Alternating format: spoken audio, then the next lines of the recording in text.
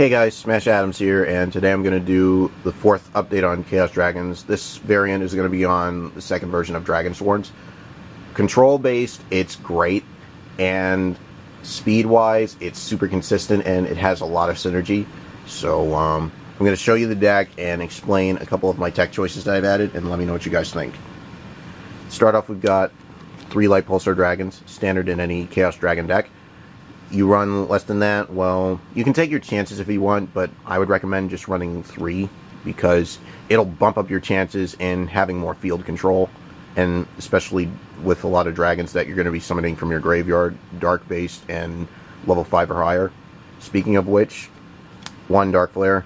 I know what you all are thinking when I say 1. Smash, have you lost your mind? You're taking your chances with 1 Dark Flare. Yes, I'm taking my chances, but there are many other things that I can do with this deck besides just taking my chances with Dark Flare. I have other dragons in my arsenal to begin with, so I'm not really that worried. Plus, with Allure of Darkness and having this in spades, it was kind of iffy with the engine that I thought of running, and plus the Veilers interfering and all. I just decided to take 2 flares out and just keep 1 in and take the Allure of Darkness out altogether and try something different. But overall, it's faster than the last build. Next, we've got 1 Red Eyes, main piece of the puzzle to this deck. You can't run Chaos Dragons without this. Otherwise, well, good luck starting a loop without it, because you're not going to be doing much unless you have Lights and Darks to spare from your hand to special summon this guy right off the bat. Next, we've got 1 Dark Armed to blow up stuff on the field, depending on the amount of Darks you have in your grave to spare. 1 Eclipse Wyvern just to get those 7 or higher dark or light dragon type monsters in the banished zone, and then doing a lot of plays and overextending from there, if you have the right field advantage, of course. Next, we've got a new addition, since the Shadow Specters have made an impact on this deck. 2 Collapserpents and 3 Wybusters. I think you would benefit more from this card because you can do a lot of plays with this. He basically summons off of the opposite of his attribute, which is light. So the main target would be this card. Do this, get Red Eyes, banish him. You've got an easy Lightpulsar field advantage on the field. First turn if you have it. This guy summons off of the opposite, which is dark. And, well, and also as a bonus, you have chances to get like easy rank 4 XCs. So overall, I love this. The reason why I took Tour Guide out for these 4 is because they've benefited me more with this build in particular. Even though I like Tour Guide, the chances of milling it were really high in this build, but I might add it in. I'm not too sure what I'm going to take out later on, but overall, I'm going to stick with what I have. It's a lot faster than the last build, with or without Tour Guide. It's still consistent. 1 Divine Dragon, just to get back the dragons that were recycled that you need, just to have the right field and possibly go for game. 2 Judgment Dragons. The reason why I still have them is because they've benefited me more than any other dragon, including Red Eyes. Basically, you say this, pay a grand, use Lightpulsar's ability, and unless they Veiler it beforehand or negate it beforehand with anything, you've basically got game. Because if you have Red Eyes in your graveyard, guess what? You're going to be overextending, getting Lightpulsar, and then bam. But overall, try it. It's really, really powerful. Only costs a grand to activate its effect. So, you have the right amount of points, go for it. 1 BLS. You can easily pick this up for $5 in a tin, or at a store, or for trade, or for buy if you want. 1 Chaos Sorcerer. Hand traps, we got 1 Gorz, 2 Trags, and 3 Effect Veilers. The reason why I run the Effect Veilers now is because there are a lot of monster effects that are really going off in this game, and I figured, you know what, I'll just take my chances and negate whatever possible that can really hurt this deck in particular, monster effect wise. So I would just say drop Veiler and then wait until my turn comes up, and then I've basically got the right amount of stuff that I need depending on what I have.